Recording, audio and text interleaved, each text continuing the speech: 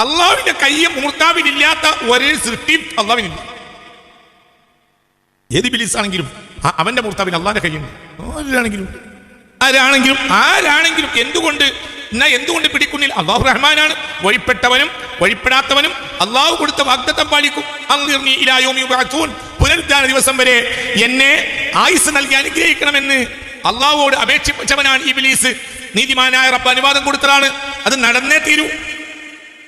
എന്നാൽ അതേ ഇബ്ലീസ് നിന്നെ ഉപദ്രവിക്കാതെയാക്കാനും അള്ളാഹുവിന് കഴിയും. എന്തുകൊണ്ട്? നിന്നിലേക്ക് തിരിയുന്ന ഇബ്ലീസിന്റെ മുഖം തിരിച്ചിടാൻ അള്ളാഹുവിന് കഴിയും. ഉറപ്പല്ലേ? ഇബ്ലീസിനെ കുറിച്ച്, ഇബ്ലീസിനോട് അവസാന വേളയിൽ അള്ളാഹു പറഞ്ഞ വാക്ക് ഖുർആനിൽ ഉണ്ടല്ലോ. എന്താ ഇബ്ലീസിനോട് അള്ളാഹു പറഞ്ഞത്? ഇന്ന ഇബാദി ലൈസ ലക അലൈഹിം സുൽത്താൻ വകഫാ ബിറബ്ബിക വകീലാ. ഇന്ന ഇബാദി ലൈസ ലക അലൈഹിം സുൽത്താൻ. എന്റെ ഇഷ്ടദാസന്മാരുടെ മേൽ നിനക്ക് അധികാരം ഉണ്ടാവില്ല. ഒരു മനുഷ്യന് അല്ലാഹു സുബ്ഹാനഹു വ തആലയുടെ പൊരുത്തം എനിക്കുണ്ട് എന്ന് തനിക്ക് മനസ്സിലാക്കാൻ എന്താണ് വഴി? ഇദാ സറത്തുൽ മുസീബ കമാ സറത്തുഹു നിഅമ. നിഅമത്ത് അവനെ സന്തോഷിപ്പിച്ചതുപോലെ മുസീബത്തും അവനെ സന്തോഷിപ്പിക്കണം. കുല്ലു മിനല്ലാഹ് ലൻ യുസീബനാ ഇല്ലാ കമാ കതബല്ലാഹു ലനാ. അല്ലാഹു നമുക്ക് നിശ്ചയിച്ചിട്ടുള്ളതല്ലാത്ത ഒരു കാര്യവും നമുക്ക് എത്തുകയില്ല. അപ്പോൾ എന്താണെങ്കിലും നമ്മുടെ റബ്ബ് നിശ്ചയിച്ചതാണല്ലോ, പിന്നെന്തിനു ബേജാറാവുന്നു? അത് മാറ്റിത്തരാൻ പ്രാർത്ഥിച്ചുകൂടെ? തീർച്ചയായും പ്രാർത്ഥിക്കാം. നാം അവനോട് പ്രാർത്ഥിക്കുന്നു. വിധിച്ചതാര്? അവൻ തന്നെ. നാം അത് ഏറ്റെടുക്കുന്നു. നമുക്ക് എത്തിച്ചേരുകയേ ഇല്ല ഇല്ലാ മാ കതബല്ലാഹു ലനാ. അല്ലാഹു സുബ്ഹാനഹു വ തആല നമുക്ക് നിശ്ചയിച്ചതല്ലാത്ത ഒരു കാര്യവും നമുക്ക് എത്തുകയേ ഇല്ല, ഒരിക്കലും ഇല്ല. പിന്നെന്ത് വിഷമിക്കണം? അതിനോട് പൊരുത്തപ്പെടാൻ നമ്മൾ തയ്യാറാകാതെ ഒരിക്കലും ഈമാനിന്റെ വാതിലിൽ കടക്കാൻ നമുക്ക് കഴിയൂല. ഒരാൾ നമ്മെ ഉപദ്രവിക്കുന്നുവെങ്കിൽ ആ ഉപദ്രവിക്കുന്നത് അള്ളാഹുവിന്റെ നിശ്ചയപ്രകാരമാണ്. അല്ലാഹു സുബ്ഹാനഹു വ തആല മാറ്റി എഴുതിയാൽ ഒരാൾക്കും നമ്മെ ഉപദ്രവിക്കാൻ കഴിയുകയുമില്ല. ഒരു ഭരണാധികാരി, അങ്ങനെ പറയാം, ചരിത്രത്തിൽ പലപ്പോഴും മോശപ്പെട്ട ഭരണാധികാരികൾ കഴിഞ്ഞു പോയിട്ടുണ്ട്. എപ്പോഴാണ് ഒരു ഭരണാധികാരി മോശപ്പെട്ടവനാവുക?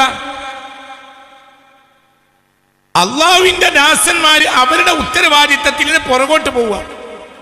അവര് അല്ലാഹു സുബ്ഹാനഹു വ തആല അവരെ തിരഞ്ഞെടുത്തയച്ച ഏറ്റവും പ്രധാനപ്പെട്ട കാര്യത്തിൽ നിന്ന് അവരുടെ സ്വകീയമായ താല്പര്യത്തിന് വേണ്ടി മാത്രം അവരുടെ മുഴുവൻ സമയമോ സിംഹഭാഗമോ ചെലവഴിക്കുന്നവരാവുക.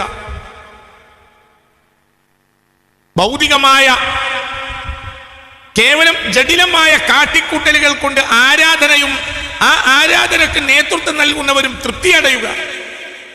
ജടിലമായ കാട്ടിക്കൂട്ടലുകൾ, അതിനപ്പുറം ഒരു ഹബ്ബത്ത് ഖർദൽ, ഒരു അണുമണി തൂക്കം പോലും സമൂഹത്തിന്റെ നേതൃത്വത്തിൽ നിന്ന് ആത്മാർത്ഥത ദൃശ്യമാകാതിരിക്കുക. അങ്ങനെയൊക്കെ വന്നാൽ യുസല്ലിത്തുല്ലാഹു അലൈഹിമുൽ ളാലിമ, അക്രമിയെ പിടിച്ച് അല്ലാഹു ഭരണാധികാരിയാക്കും. ഒരു ജനതയെ അല്ലാഹു സുബ്ഹാനഹു വ തആല നിന്ദിച്ചാൽ എന്താണ് ഉണ്ടാവുക? ആ ജനതയുടെ മേൽ അക്രമിയെ പിടിച്ച് ഭരണാധികാരിയാക്കും. ഒരു ജനതയുടെ മേൽ അല്ലാഹു കോപിച്ചാൽ അല്ലാഹു തആല അക്രമിയെ പിടിച്ച് അവരുടെ മേൽ ഭരണാധികാരിയാക്കും എന്ന് മുത്ത് മുഹമ്മദ് മുസ്തഫ. എന്താണ് ഹബീബായ നബി അവിടെ പറഞ്ഞ വാക്ക്? യുസല്ലിത്തുല്ലാഹു അലൈഹിമുൽ ളാലിം എന്ന്. യുസല്ലിത്തുല്ലാഹ്, അല്ലാഹു സുൽത്താനാക്കും, അലൈഹിം അവരുടെ മേൽ, അൽവാലിമ ഒരു അക്രമിയെ. അപ്പോൾ ഇവിടെ ഒരു കാര്യം നമ്മൾ ചിന്തിക്കേണ്ടത് എന്താ ചിന്തിക്കേണ്ടത്? ഒരു ഭരണാധികാരിയോട് ജനാധിപത്യ മാർഗത്തിൽ നമ്മൾ പ്രതിഷേധിക്കുന്നത് തെറ്റുണ്ടോ? ഒരിക്കലും ഇല്ല. ഒരു ഭരണാധികാരിയോട് ജനാധിപത്യ മാർഗത്തിൽ നമ്മൾ പ്രതിഷേധിക്കുന്നതിൽ ഒരു തെറ്റുമില്ല. പക്ഷേ ഈ ഭരണാധികാരി ഇവിടെ നിശ്ചയിക്കപ്പെട്ടത് അള്ളാഹുവിന്റെ അറിവോടുകൂടെയാണെന്ന യാഥാർത്ഥ്യം അടിസ്ഥാനമായി മറക്കാനും പാടില്ല. ഇയാളെ മാറ്റാൻ ഇയാൾക്ക് സാധ്യമല്ല, അള്ളാഹുവിനല്ലാതെ.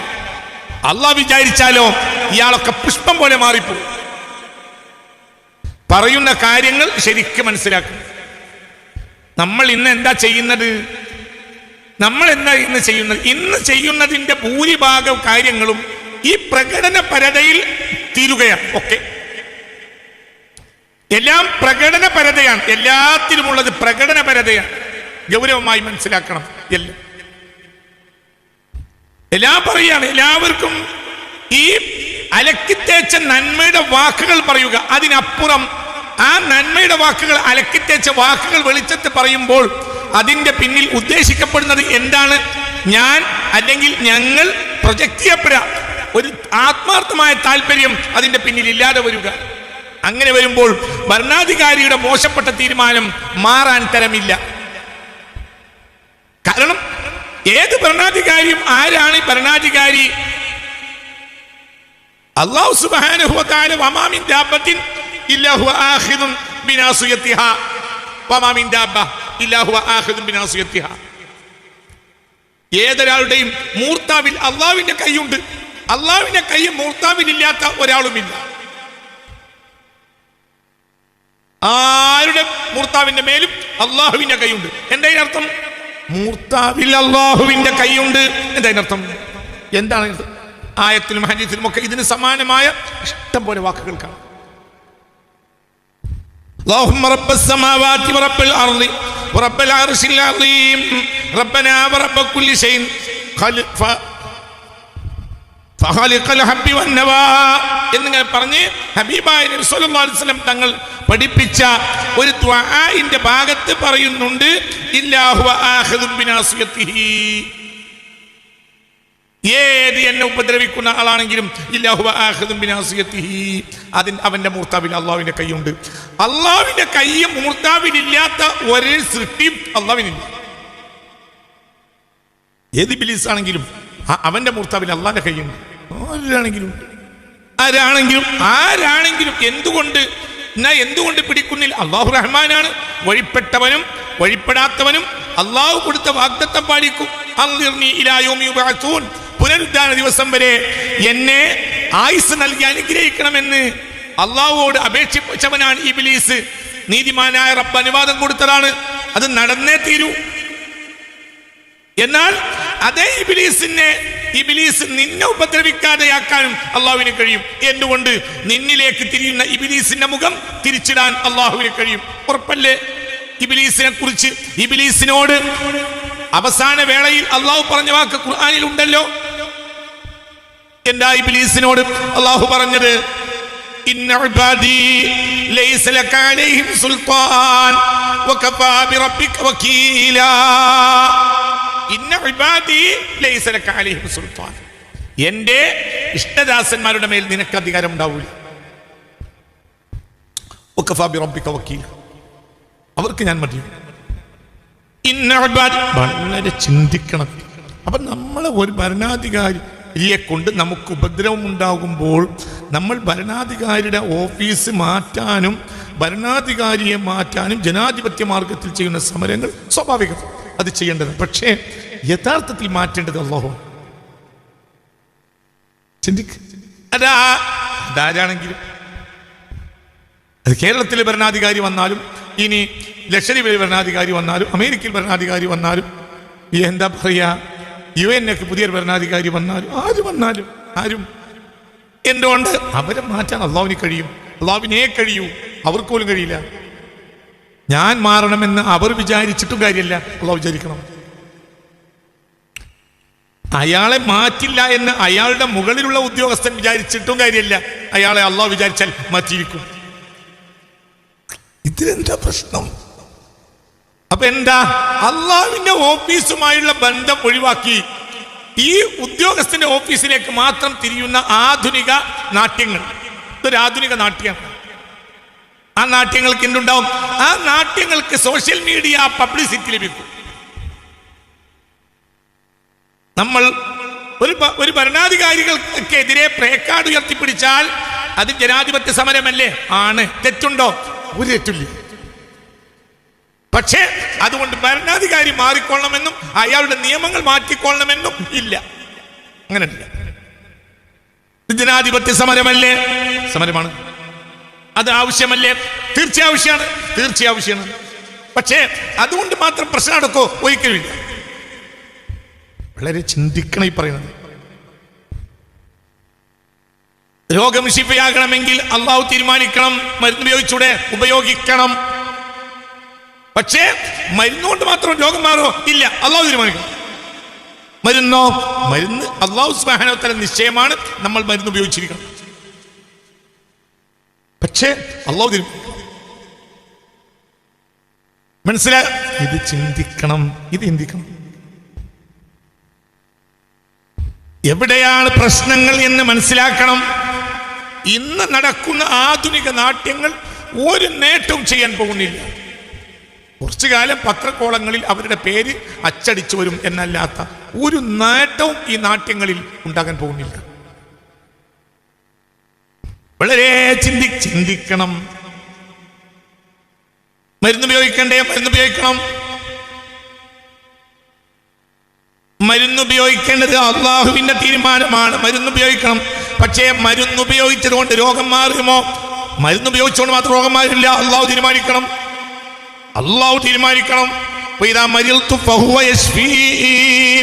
എനിക്ക് രോഗം വന്നാൽ അവൻ ശിഫയാക്കും. ആര്? അവൻ ആര്? അല്ലാഹ്. കുട്ടിക്ക് വിവരം വേണം, എന്ത് ചെയ്യണം? സ്കൂളിലേക്കണം.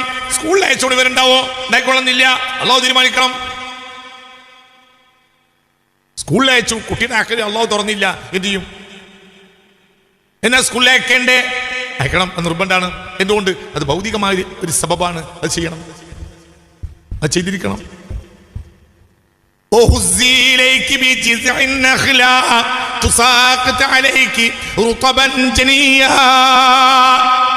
ഈത്തപ്പന മരം പിടിച്ചു കുലുക്കാൻ മറിയമിനോട് പറഞ്ഞു അല്ലാഹു ജലജലാലായ റബ്ബ് പറഞ്ഞു. എന്ത് പറഞ്ഞു? ഈത്തപ്പന തടിയെ പിടിച്ചു കുലുക്കുന്നുണ്ട്.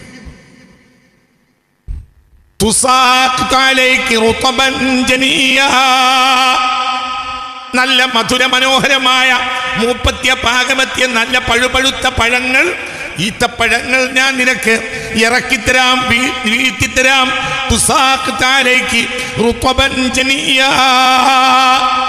ഈ പഴം, പാകപ്പെട്ട പഴം നിനക്ക് തരാം എന്നുള്ളൂ. മനസ്സിലായില്ലേ? കിടന്ന കിടത്തത്തിലോ ഇരുന്ന ഇരുത്തത്തിലോ മറിയമ്മിന്റെ വായിലേക്ക് ഈത്തപ്പഴം എത്തിക്കാൻ അല്ലാഹു യോഗ്യനല്ലേ? പറ, അല്ലാഹു യോഗ്യനല്ലേ? അല്ലാഹു യോഗ്യനല്ലേ? പറ, അല്ലാഹു യോഗ്യനല്ലേ? മറിയം റളിയല്ലാഹു അൻഹ അലൈഹിസ്സലാം അവര് ആ കിടന്ന കിടത്തത്തിൽ അവരെ വായിലേക്ക് ഈത്തപ്പഴം എത്തിക്കാൻ അല്ലാഹുവിന് കഴിയില്ലേ? കഴിയും. വളരെ ശേഷിയറ്റ ഒരു പ്രത്യേക സാഹചര്യമല്ലേ? അതും ശരിയാണ്. വയ്യായ്മയുടെ വല്ലാത്തൊരു ഘട്ടമല്ലേ? അതാണ്. എന്തൊക്കെയാണ് ആ സമയത്ത് മറിയം റളിയല്ലാഹുവിനെ ബാധിച്ച പരാധീനതകൾ എന്ന് പറഞ്ഞാൽ അതൊന്നും ഒരു പെണ്ണാകാതെ, ഒരു പെണ്ണിൻ്റെ ആ മൂവ്മെന്റ്, അത് സാധാരണ പെണ്ണിൻ്റെ മൂവ്മെന്റും അല്ല.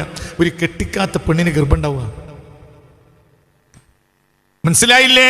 എന്നിട്ട് പ്രസവം ഉണ്ടാവും. എന്താണ് ആ സമയത്തിൻ്റെ ഒരു പ്രയാസം?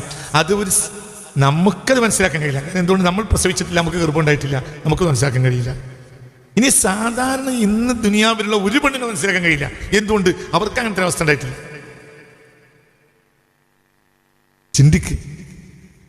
ഇനി ഒരു പെണ്ണിനെ ഒരു ഭർത്താവ് ഇല്ലാതെ തന്നെ ഒരു ഗർഭം ഉണ്ടായാലും അവസാനത്തെ ചോദ്യം ചെയ്യലും ചൂണ്ടിക്കാണിച്ചു കൊടുക്കാൻ അവൾ ഒരിക്കലും ആളുണ്ടാവും. അള്ളാഹുത്തരം വൃത്തികേടുകൾ തൊട്ടെല്ലാം എനിക്ക് കാത്തു രക്ഷിക്കട്ടെ. അതേസമയത്ത് അതുമില്ല. ആരാണ് നിന്നെ ചതിച്ചതെന്ന് ചോദിച്ചാൽ ഇന്ന ആളാന്ന് പറഞ്ഞാൽ ഒരു പേരോ എഴുതിയൊക്കെയുണ്ട്, അതിനും ആളില്ല. എന്ത് ചെയ്യും? അങ്ങനെയാവുമ്പോൾ കിട്ടുന്ന ശിക്ഷ അവിടെ പൗതിയാക്കും. ആണിനെ ശിക്ഷിക്കും, പെണ്ണിനെ ശിക്ഷിക്കും. അപ്പോഴും ഉണ്ട് ഒരു സമാധാനം. ഇതെന്ത് ചെയ്യാ? ഭൂമിയിൽ ഇന്ന് വരെ ഒരു പെണ്ണ് അങ്ങനെ ഒരു പ്രയാസം അനുഭവിച്ചിട്ടില്ല മറിയം ബീവിയെ പോലെ റളിയല്ലാഹു അൻഹാ. എന്നിട്ടും അല്ലാഹു സുബ്ഹാനഹു വ തആല ഒരു കാര്യകാരണത്തെ ആശ്രയിക്കാൻ മറിയമിനോട് പറഞ്ഞിട്ടുണ്ട്.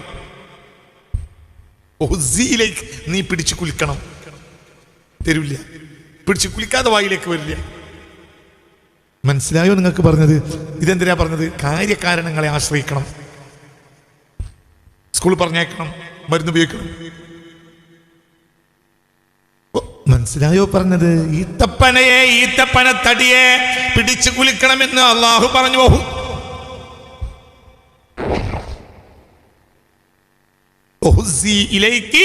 ബിജിദ്ഇൻ നഖ്ല തുസാഖിതു അലൈകി റുതബൻ ജനിയ. സൂറത്ത് മറിയം. നീ നിന്നിലേക്ക് അതിനെ പിടിച്ചു കുലുക്കണം, അപ്പോൾ മധുര മനോഹരമായ ഈത്തപ്പഴം വീഴ്ത്തിത്തരും. അപ്പോൾ അങ്ങനത്തെ ഒരു കഷ്ടപ്പെട്ട സമയത്തും കറാമത്തിലൂടെ വരികയാണെങ്കിലും ഒരു ധർമ്മം നിർവഹിക്കണം. എന്താ ധർമ്മം? പിടിച്ചു കുലുക്കണം. നീ അങ്ങനെ കിടന്നോ, വായിലേക്ക് ഞാൻ തരാം എന്ന് അവിടെയും പറഞ്ഞില്ല. കൊടുക്കാൻ യോഗ്യനല്ലേ അല്ലാഹു? വായിലേക്ക് കൊടുക്കാൻ അല്ലാഹു യോഗ്യനാണോ? അല്ലേ, യോഗ്യനാണ്. പക്ഷേ അപ്പോഴൊരു കാര്യകാരണ ബന്ധത്തെ ആശ്രയിക്കണം. ശരി, തിരിച്ച് അള്ളാഹു പറഞ്ഞില്ല, അവൻ വിചാരിച്ചതുമില്ല. മറിയം റളിയല്ലാഹു അൻഹാ ഈത്തപ്പന തടി പിടിച്ച് കുലിക്കിയാലോ? അള്ളാഹു തീരുമാനിച്ചിട്ടില്ല. കുലിക്കിയാലോ ഒന്നും വരില്ല. മനസ്സിലായോ? ഇതാണ് വിശ്വാസം. മറിയമല്ല, ജെറൂസലേമിലെ പുണ്യവാളകളെല്ലാം വന്നിട്ട് ഈത്തപ്പന പിടിച്ചു കുലിക്കിയാലോ? ഒന്നും വരില്ല. എന്തുകൊണ്ട്? അള്ളാഹു തീരുമാനിച്ചിട്ടില്ല. അള്ളാഹു തീരുമാനിച്ചാലോ? അള്ളാഹു തീരുമാനിച്ചാൽ കരിഞ്ഞ ഈത്തപ്പനയിൽ നിന്നും മധുര മനോഹരമായ പഴം ലഭിക്കും. പക്ഷെ അപ്പോഴും തൻ്റെതായ ഒരു ധർമ്മം നിർവഹിക്കണം.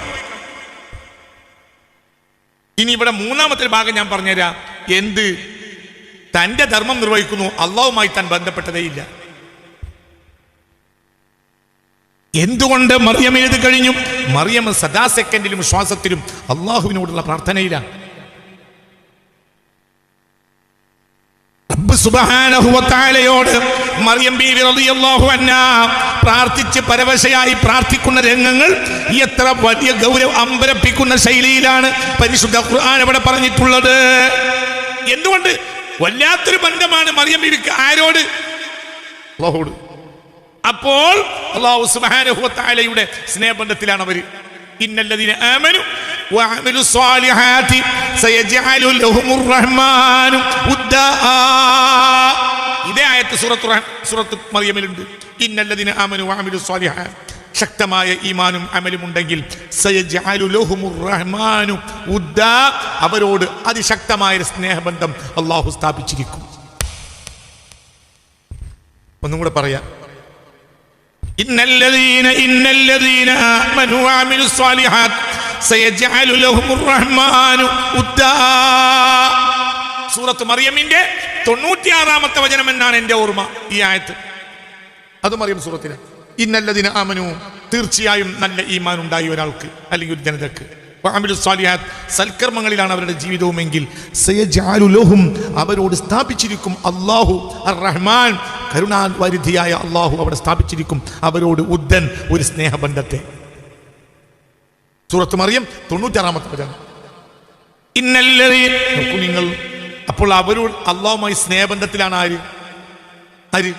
മറിയം. എന്തുകൊണ്ട്? ശക്തമായ ഈമാനും അമലുണ്ട്. ഇന്നല്ലദീന ആമനു വഅമിലു സ്വാലിഹാതി സയജ്അലു ലഹുമുർ റഹ്മാനു ഉദ്ദാ. സൂറത്ത് മറിയം 96-ാമത്തെ വചനം. ശക്തമായ ഈമാനും അമലുമുള്ള ആളുകൾ സയജ്അലു ലഹും, അവരോട് സ്ഥാപിക്കുന്നതാണ്. ആര് സ്ഥാപിക്കും? അവിടെ അർ റഹ്മാൻ എന്ന വാക്കാണ് കൊണ്ടുവന്നത്. അള്ളാഹുവിന്റെ ഇസ്മ അർ റഹ്മാൻ, കരുണാവാരിധിയായ അല്ലാഹ്. അപ്പോൾ എന്ത് സ്ഥാപിക്കും? ഉദ്ദൻ, സ്നേഹബന്ധം, അതിശക്തമായ സ്നേഹബന്ധം ഈമാനും അമലുമുള്ളവരോട് ആര് സ്ഥാപിക്കും? അള്ളാഹു സ്ഥാപിക്കും. അപ്പോൾ അവർക്ക് സദാസമയം എന്തു വന്നുകൊണ്ടിരിക്കും? അള്ളാഹുവിന്റെ കരുണ വരും. അള്ളാഹുവിന്റെ കരുണ വന്ന ഒരാൾക്ക് ഭരണാധികാരിയുടെ ശിക്ഷ വന്നാൽ എന്ത്, വന്നില്ലെങ്കിൽ എന്ത് പ്രശ്നം? എന്ത്? ഇവിടെ നമ്മൾ ചിന്തിക്കേണ്ടത്, നമ്മൾ ഇന്ന് ഈ കാണുന്ന പുറം നാട്യങ്ങൾക്കപ്പുറം ഒരു ലോകത്തെ നമ്മൾ മനസ്സിലാക്കണില്ല. അത് നമ്മുടെ പദങ്ങളിലും ദിക്റുകളിലേ ഉള്ളൂ, ഖൽബിലുണ്ടാവണില്ല. വളരെ ചിന്തിക്കണം, ഇത് ചിന്തിക്കണം.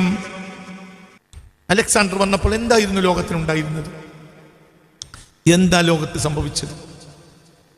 ഈ ഭൂമിയിൽ ഒരു തുണ്ട് ബാക്കി വെക്കുമായിരുന്നു. അലക്സാണ്ടറിന്റെ വരവ് 33-ാമത്തെ വയസ്സിൽ. പക്ഷെ അലക്സാണ്ടർ മരിച്ചു. അലക്സാണ്ടറുടെ പേരിൽ ഒരു ഭരണകൂടം പോലും ഉണ്ടായില്ല. വിചിത്രം എന്നാൽ വിചിത്രം. അലക്സാണ്ടറുടെ പേരിൽ ഒരു ഭരണകൂടം പോലും ഉണ്ടായില്ല. ഒരു അലക്സാണ്ട്രിയ ഭരണകൂടം ഉണ്ടായില്ല ലോകത്ത്. ലോകത്തെ ഏറ്റവും വലിയ വില്ലാളി വീരൻ, ഒരു ശേഷിപ്പുണ്ടായില്ല. ടോളമി ഒന്നാമൻ അയാളുടെ നാമധേയത്തിൽ മെഡിറ്ററേനിയൻ സമുദ്ര തീരത്ത് ഒരു പട്ടണം പണിതു. അതിന് അലക്സാണ്ട്രിയ എന്ന് പേരിട്ടു. ബസ് അത്ര തന്നെ. പഴയ കാലത്ത് നമ്മളെ നാടന്മാരും ഏറനാടന്മാർ പറയും ആന ഓടിക്കാനും കാട്ടി തിന്നാനും. ആനക്ക് വലിയ തുമ്പിക്കൈയുള്ളതുകൊണ്ട് ആന മുകൾ ഭാഗത്ത് നിന്ന് നല്ല മുളയുടെ ഇല്ലികൾ ഒടിച്ചിടും താഴത്തേക്ക്. ആര്? ആന. അതിനെ സമർത്ഥമായി ആര് കഴിക്കും? കാട്ടി കഴിക്കും. കാട്ടുപോത്ത്. ഇതാണ്ടായത്. ലോകം മുഴുവനും പടയോട്ടം നടത്തിയ അലക്സാണ്ടർ എന്നിട്ടോ തന്റെ പേരിൽ ഒരു ഭരണകൂടം സ്ഥാപിച്ച് നിലനിർത്താൻ അലക്സാണ്ടർ കഴിഞ്ഞില്ല. 33-ാമത്തെ വയസ്സിൽ തികച്ചും അപ്രതീക്ഷിതമായ വേളയിൽ അലക്സാണ്ടർ മരിച്ചു. അലക്സാണ്ടർക്ക് ശേഷം അലക്സാണ്ടർ ശേഷിപ്പായി ഒന്നും ഉണ്ടായില്ല. ലോകത്തെ വില്ലാളി വീരനായ ഭരണാധികാരിക്ക് അയാളുടെ പേരിൽ ഒരു ശേഷിപ്പുണ്ടായില്ല. ഒരു നാട്ടുരാജാവിനുണ്ടാവും. ഒരു പഞ്ചായത്ത് പോലത്തെ നാട്ടുരാജ്യങ്ങൾ ഭരിച്ച രാജാക്കന്മാർക്ക് ആയിരക്കണക്കായ കൊല്ലം മക്കൾ മക്കൾ മക്കൾ മക്കൾ മക്കൾ അങ്ങനെ നിലനിൽക്കും. ഇതുണ്ട്. അലക്സാണ്ടർക്ക് ഒരു ഭരണകൂടം ഉണ്ടായില്ല. ഒരു പരമ്പര ഉണ്ടായില്ല. ഒരു പാരമ്പര്യ ഭരണകൂടത്തിന്റെ ഒരു അടിത്തറ പാകാൻ പോലും അലക്സാണ്ടർ കഴിഞ്ഞില്ല. അലക്സാണ്ടർ മരിച്ചപ്പോൾ അലക്സാണ്ടറുടെ പ്രധാനമന്ത്രി ടോളമി രാജവംശം സ്ഥാപിച്ചു.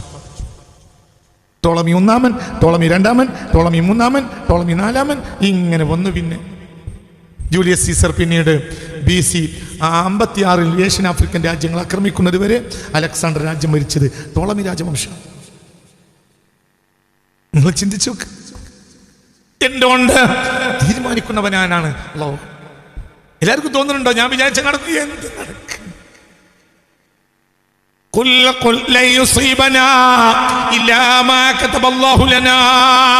അല്ലാഹു നിശ്ചയിച്ചതല്ലാത്ത ഒരു കാര്യം ഇവിടെ ഉണ്ടാവില്ല. ഒന്നും ഉണ്ടാവില്ല. പ്രയാസകരമാകുമ്പോൾ ആ പ്രയാസകരമായ കാര്യത്തിനെതിരെ നമ്മൾ സമരം ചെയ്യണ്ടേ? തീർച്ചയായും സമരം ചെയ്യണം. പക്ഷേ ആ സമരം മാത്രം മതിയാവില്ല. നമ്മൾ എവിടെ നിന്നാണ് നമ്മൾക്ക് അള്ളാഹുവിൻ്റെ ഈ ഭൗതികമായ ശിക്ഷ വന്നത് എന്ന് പഠിക്കാൻ നമ്മൾ തയ്യാറാകണം. ചിന്തിക്ക്. എന്തുകൊണ്ട്? ഇതൊക്കെ ഒരു ജനത അവരുടെ അടിസ്ഥാന സമ്പ്രദായത്തിൽ നിന്ന് പുറകോട്ട് പോവുക. ഒരു ജനത അവരുടെ അടിസ്ഥാന ധാർമ്മികതയെ കാറ്റിൽ പറത്തുക. ഒരു ജനത അവർ അള്ളാഹുവിന്റെ അനുഗ്രഹങ്ങളെ സ്വീകരിച്ചുകൊണ്ട് നിലനിന്ന ആ അടിത്തറയെ അവർ മറന്നു കളയുക. അങ്ങനെ വന്നാൽ അക്രമിയെ പിടിച്ച് അവരുടെ മേൽ അള്ളാഹു ഭരണാധികാരിയാക്കും. ആര് ഭരണാധികാരിയാക്കും? ഇന്നാലിന പാർട്ടി ഭരണാധികാരിയാക്കും എന്നല്ല.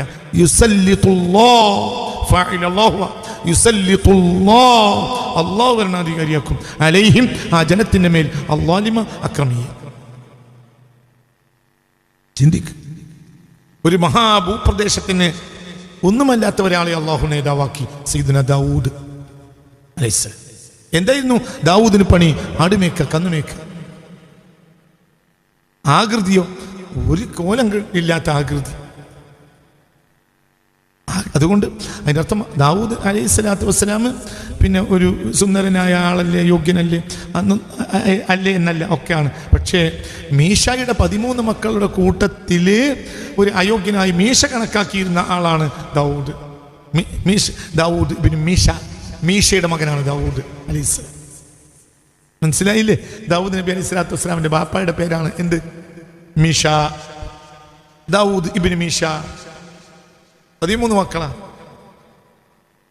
ആ 13 മക്കളിൽ മീശ ഒരു അയോഗ്യനായി കണക്കാക്കിയിരുന്ന മോനാണ് ആര്? ദാവൂദ്. അതുകൊണ്ട് പലപ്പോഴും കുടുംബയോഗങ്ങളിൽ പങ്കെടുക്കാനുള്ള ഒരു സാധ്യത പോലും ദാവൂദിന് ഉണ്ടാവില്ല. ദാവൂദിനെ നേരെ പുറത്താൽ ഇടയനായി പറഞ്ഞേ. പിൽക്കാലത്ത് ശംബീൽ നബി അലൈഹിസ്സലാം അള്ളാഹുവിന്റെ വഹി പ്രകാരം ദാവൂദിനെ അന്വേഷിച്ച് വരിക.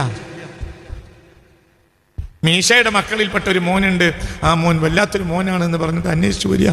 അങ്ങനെ മീശയുടെ വീട്ടിൽ ചെന്ന് മക്കളെ ചോദിച്ചു. ഒരു ഇരുമ്പിൻ്റെ തൊപ്പി, ഒരു ഇരുമ്പിൻ്റെ കവചം ഒരു തൊപ്പി ആ പുത്രൻ്റെ തലയിൽ വെച്ച് കൊടുത്താൽ അതിങ്ങനെ അങ്ങനെ ഒലിച്ചിറങ്ങും. അത്രയും കരുത്തുള്ള ഒരാളാ ആര്? ഈ മോൻ. അങ്ങനെ ഇരുമ്പിൻ്റെ കവചവും കൊണ്ടുവന്നു ആര്? മഹാനായ ശംബീൽ അലൈഹി സ്വലാത്തു വസ്സലാം. ഒന്നാമത്തെ മകന് വെച്ചു, 2 വെച്ച്, 3 വെച്ച്, 4 വെച്ച്, 5 വെച്ച്, 12 വെച്ചു. ഒന്നിനും ഈ ഗുണം കാണുന്നില്ല. അപ്പോൾ മീശയോട് പറഞ്ഞു, ഇതൊന്നുമല്ല ഞാൻ. അപ്പോൾ മീശ പറഞ്ഞു, എന്നാൽ പിന്നെ എൻ്റെ മകനാവില്ല. അപ്പോൾ പറഞ്ഞു, നിന്റെ മകൻ തന്നെ, ജോർദാൻ നദിക്കരയിൽ താമസിക്കുന്ന ഇന്നാലിന്ന ഏരിയയിൽ കിടക്കുന്ന മീശ. നീ അല്ലേ ഇവിടെയുള്ള മീശ? അത് ഞാനാണ്, പിന്നെ വേറെ ആളുമില്ല. ഓ, എന്നാൽ നിന്റെ മോൻ തന്നെ. ഇനി എനിക്ക് മകനില്ല, നിങ്ങൾക്ക് പറ്റിയൊരു മകൻ എനിക്കില്ല. ഉണ്ട്. ഇനിയൊരു മോനുണ്ട്, അവൻ അയോഗ്യനാണ്. അവനെവിടെയാ? കണ്ണിന്റെ പിന്നാലെ എവിടെയെങ്കിലും ഉണ്ടാവും. ആയിക്കോട്ടെ, എന്നാ ഞാനിന്നൊന്ന് പോയി നോക്കട്ടെ. അപ്പോൾ മീശ ഒരാളെപ്പോലും പറഞ്ഞയച്ചില്ല എന്നും ചില താരീഖിൽ കാണാം. അതായത് പുരയിൽ പണിയെടുക്കുന്ന മക്കളെ ഇയാളെ കൂടെ പറഞ്ഞയച്ചു കൊടുത്തു പോലും ഇല്ല. അതൊരു പഴുവേലയാ. പിന്നെ അയാൾ പോയി കണ്ടുപിടിക്കുകയാണെങ്കിൽ കണ്ടുപിടിച്ചോട്ടെ. ഇങ്ങനെ ജോർദാൻ നദിക്കരയിൽ ഇടയന്മാർ ആടുമേക്കുന്ന കന്നുമേക്കുന്ന ഇടയന്മാരുടെ ഇടയിൽ അങ്ങനെ നടന്ന് ഒരു ചെറുബാല്യക്കാരനെ കിട്ടി. മീശയുടെ മോനാണ്. അതെ, എൻ്റെ പേര് ദാവൂദ്. തലയെ തൊപ്പിച്ചു. പച്ചവെള്ളം പോലെ ഉരുകാത്തു ഇരുമ്പിന്റെ തുപ്പി. ഇനിയാണ് നീയാണ് ഇസ്രായേലിയുടെ നേതാവ്. ആര് പറഞ്ഞു? മഹാനായ ശംബീൽ നബി അലൈഹിസ്സലാം. അന്ന് നബിയൊന്നുമല്ല സയ്യിദുനാ ദാവൂദ്. പക്ഷേ ദാവൂദ് ആരാന്നറിയോ? വല്ലാത്ത സ്നേഹബന്ധമാണ്. ആരുമായി? അല്ലാഹുമായി.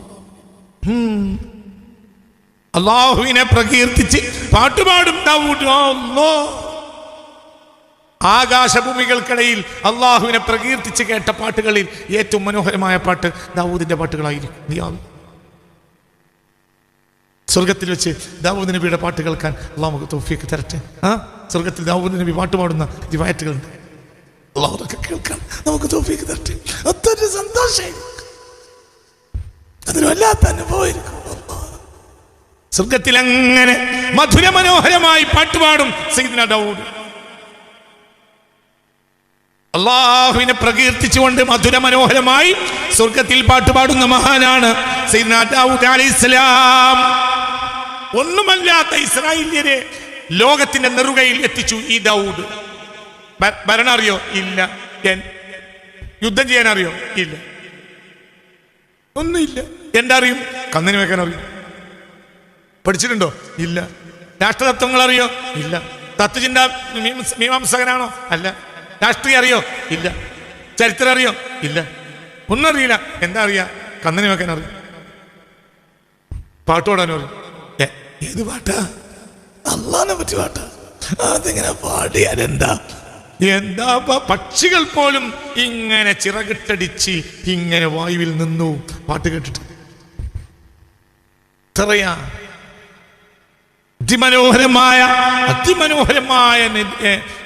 ജയ്ഹൂൻ നദിയിലെ ഒഴുക്ക് നിലച്ചു പോകും എന്ന് പോലും ചില കവികൾ എഴുതിയിട്ടുണ്ട്. വെള്ളം നിലച്ചു ഒഴുകി ജയ്ഹൂൻ നദിയിലെ വെള്ളം നിലച്ചു.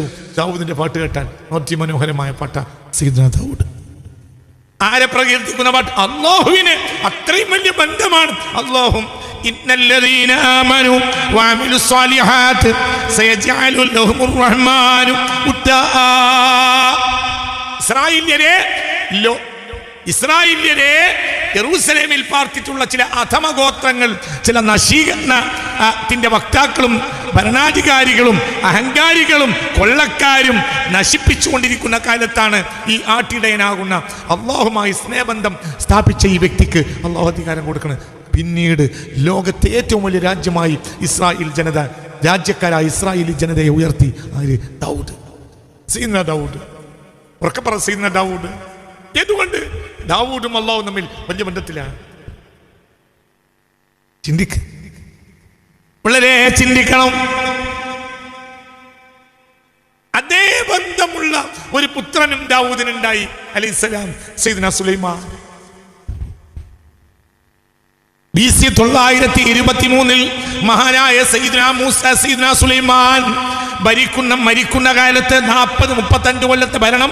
ഒരു അഭിപ്രായം കഴിഞ്ഞിട്ടാണ് BC 923 മഹാനായ സുലൈമാൻ നബി വഫാത്താവുന്നത്. അന്ന് ലോകത്തെ ഏറ്റവും വലിയ സ്വർഗീയത അനുഭവിക്കുന്ന ജനത ഇസ്രായേലി ജനതയാ. എന്തുകൊണ്ട്? അങ്ങനത്തെ ഒരു ഭരണാധികാരി അവർക്കുണ്ട്. അതേ രാജ്യം ലോകത്തൊന്നുമല്ലാതെ പിന്നെ പുറം ശക്തികൾ വന്ന് പിച്ചി ചീന്തി സുലൈമാൻ മരിച്ചപ്പോൾ എന്തുകൊണ്ട് അലൈഹിസ്സലാം എന്തുകൊണ്ട് പിന്നീട് വന്നവർക്ക് അള്ളാഹുമായി ഈ ബന്ധം ഉണ്ടായില്ല? നമ്മൾ വളരെ ചിന്തിക്കണം. ഇതൊക്കെ ചിന്തിക്കാൻ മാത്രമുള്ള സംഗതികളാണ്. എല്ലാവരും ചിന്തിക്കണം. എന്നെ ആക്ഷേപിച്ചിട്ട് കാര്യമില്ല, ചിന്തിക്കണം. വളരെ നമ്മൾ മുൻഗാമികളുടെ കേമത്തരം പറയുമ്പോൾ തന്നെ അത് നമുക്ക് സ്വീകരിക്കാനുള്ള ഒരു മാനദണ്ഡവുമായി നമ്മൾ മനസ്സിലാക്കണം. നമ്മൾ ഖായിദമില്ലത്ത് മുഹമ്മദ് ഇസ്മായിൽ സാഹിബ് മഹാനാണ് എന്ന് 1000 വട്ടം പറയുന്നത് വളരെ നല്ലതാണ്. അതേ സമയത്ത് അത് അനുകരിക്കാൻ വേണ്ടിയുള്ള ഒരു തയ്യാറെടുപ്പോടു കൂടിയായിരിക്കണം നമ്മളത് പറയേണ്ടത്. തങ്ങൾ വലിയ മഹാനായിരുന്നു എന്ന് നമ്മൾ പറയുന്നത് നല്ലതാണ്. പക്ഷെ അവരുടെ വീക്ഷണവുമായും വിശ്വാസവുമായും കാഴ്ചപ്പാടുമായും നമ്മുടെ മനസ്സിന് ഒരു ബന്ധവുമില്ലെങ്കിൽ പിന്നെ ഈ വാക്ക് നമ്മുടെ ഭൗതികമായ നേട്ടങ്ങളുടെ മാനദണ്ഡം മാത്രമായിരിക്കും. നമ്മൾ ബാഫക്കത്തങ്ങളെ പറ്റി പറഞ്ഞത് നമ്മുടെ ഭൗതികമായ നേട്ടത്തിന് വേണ്ടിയായിരിക്കും, അല്ല അത് അനുകരിക്കാനല്ല. ആ ജനതയിൽ ബാഫക്കത്തങ്ങളുടെ ശേഷമുള്ള ജനതയിൽ അള്ളാഹു നിന്യത ഇറക്കാൻ അത് മാത്രം മതിയാവും. ഒന്നുമല്ലാത്ത ഈ മനുഷ്യന്മാർക്കൊക്കെ അള്ളാഹു എന്തുകൊണ്ട് അവരും അള്ളാഹു നമ്മിൽ സ്നേഹബന്ധം സ്ഥാപിച്ചിട്ടുണ്ട്. മനസ്സിലാവുണ്ട് പറഞ്ഞത്? വളരെ ചിന്തിക്ക്. ഖായിദമില്ലത്ത് മുഹമ്മദ് ഇസ്മായിൽ സാഹിബിനേക്കാൾ 100 ഇരട്ടി വിദ്യാഭ്യാസ യോഗ്യതയുള്ളവർ ഇന്നില്ലേ നമ്മളെ കൂട്ടത്തിൽ? ഇതാണ് നടക്കാത്തത്. ഒരു നിലയ്ക്ക് ഇന്നത്തെ പല കാര്യങ്ങളിലും അവർ അയോഗ്യരാ. കാരണം അങ്ങനത്തെ വിദ്യാഭ്യാസം ഒന്നും അവർക്കില്ല, അത്ര വലിയ വിദ്യാഭ്യാസം ഒന്നും അവർക്കില്ല. മദ്രാസിലെ ഒരു തൊഴിൽക്കച്ചവടക്കാരനാ മഹാനായ ഇസ്മായിൽ സാഹിബ്. മദ്രാസിലെ ഒരു തൊഴിൽക്കച്ചവടക്കാരനാണ്. ബാഫക്ക് തങ്ങളോ കോഴിക്കോട്ടങ്ങാടിയിലെ അരിക്കച്ചവടക്കാരനാണ്. പക്ഷെ അവർ രണ്ടാളും നമ്മുടെ ചരിത്രത്തിൽ അലക്സാണ്ടർമാരാ, യോഗ്യന്മാരാ. എന്തുകൊണ്ട്? ഇവർക്ക് ഈ അയോഗ്യതയിലും അവർക്ക് യോഗ്യതയുണ്ടായത് എന്തുകൊണ്ട്? അവർക്കൊരു യോഗ്യതയുണ്ട്. ഏതാണ് യോഗ്യത? അല്ലാഹുമായുള്ള ബന്ധം. ഏതാണ് ആ ബന്ധം? ഇത് കേവല നിസ്കാരമല്ല, നിസ്കാരത്തിന്റെ നാട്യങ്ങളല്ല. മനസ്സിലായില്ലേ? നിസ്കാരത്തിന്റെ പുറംപൂച്ച നാട്യങ്ങളല്ല, അള്ളാഹുവിലുള്ള അചഞ്ചലമായ വിശ്വാസം. ഞാൻ അള്ളാഹുവിന് വേണ്ടി ജീവിക്കുന്നതാണ് എന്ന് തെളിയിക്കുക. പറഞ്ഞിട്ട് കാര്യമല്ല, തെളിയിക്കുക. അപ്പോൾ പിന്നെ അവരുടെ അയോഗ്യതകൾ യോഗ്യതകളായി. അതേ സമയത്ത് നമ്മുടെ ഏത് യോഗ്യതയും അയോഗ്യതയാ. എന്തുകൊണ്ട്? ഈ ഒരു സ്നേഹബന്ധം അള്ളാഹുമായി സ്ഥാപിക്കാൻ നമുക്ക് കഴിഞ്ഞിട്ടില്ല. ഇതന്നെ പ്രശ്നം. പ്രശ്നത്തിന്റെ മറുപദം മനസ്സിലാക്കണം. ഏത് അയോഗ്യനെയും അള്ളാഹു യോഗ്യനാക്കും. ഏത് യോഗ്യനെയും അള്ളാഹു യോഗ്യനാക്കും. അങ്ങനെയാ ഖുലില്ലാഹുമ്മ മാലിക്കൽ മുൽക്ക് തുഅ്തിൽ മുൽക മൻ തശാഅ വതൻസിഉൽ മുൽക മിമ്മൻ തശാഅ. നിങ്ങൾ ഇത് മാത്രം ആലോചിക്കുകയും ഒന്നുമല്ലാത്തൊരു ജനതയ്ക്ക് ഒരു കന്നുമേക്കുന്ന മനുഷ്യൻ നേതാവായിട്ട് ലോകത്തെ സുവർണകാലം സ്ഥാപിച്ചു. ആ മനുഷ്യന് ഭരണം അറിയോ? ഇല്ല, ഒന്നും അറിയില്ല. പക്ഷെ അള്ളാഹുവിനെ അറിയും. മനസ്സിലായോ? പിന്നെ ആ ഒരു ഭരണകൂടം, സുസ്ഥിരമായ ഒരു വല്ലാത്ത ഭരണകൂടം, ഒരു നൂറ്റാണ്ടിനടുത്തെന്ന് പറയാം സന്തോഷകരമായി നിലനിന്നു. സയ്യിദ് സുലൈമാൻ മരിക്കുന്നത് വരെ വിസ്തൃതമായ മഹാലോകത്തെ സുവർണ സന്തോഷങ്ങളെ ഒരു ജനതയ്ക്ക് പരമ്പരമായി ഏൽപ്പിച്ചു കൊടുത്ത് സന്തോഷപൂർവ്വം ഇലാഹിലേക്ക് കണ്ണടച്ചുപോയി സയ്യിദ് സുലൈമാൻ അലൈഹിസ്സലാം. എന്നിട്ട് 6 മാസം പോലും ആ സന്തോഷം നിലനിർത്താൻ ഈ ഭരണകൂടത്തിന് കഴിഞ്ഞില്ല. സുലൈമാൻ അലൈഹിസ്സലാം മരിച്ചപ്പോൾ ഇസ്രായേലിയർ 25 കഷ്ണമായി. 25 കഷ്ണം. ചിന്തിക്ക്. എന്തുകൊണ്ട് ഇവർക്കുണ്ടായിരുന്നത്? എന്തുകൊണ്ട് അവർക്കുണ്ടായിരുന്നത്? ദാവൂദ് അലൈഹി സ്വലാത്തു വസ്സലാം കയറി വരുമ്പോൾ അധികാരമില്ല, ഒന്നുമില്ല. പക്ഷെ ആരുണ്ട്? അള്ളാഹുണ്ട്. സുലൈമാൻ മരിക്കുമ്പോൾ ഇസ്രായേലിയർക്ക് എല്ലാം ഉണ്ട്, പക്ഷെ ആരില്ല? അള്ളാഹുവില്ല. നഷ്ടപ്പെട്ടു. ഇതന്നെ പ്രശ്നം. ഇതാണ് പ്രശ്നം. പ്രശ്നത്തെ പഠിക്കണം. എന്താ പ്രശ്നം? അത് പഠിക്കണം. ഒരു ജനത ഈ പുറംപൂച്ച നാട്യങ്ങളിൽ മാത്രം അഭിരമിക്കുന്നവരായാൽ യുസല്ലിത്തുല്ലാഹു അലൈഹിമുൽ വാലിമ, അക്രമിയെ പിടിച്ച് അള്ളാഹു ഭരണാധികാരിയാക്കും.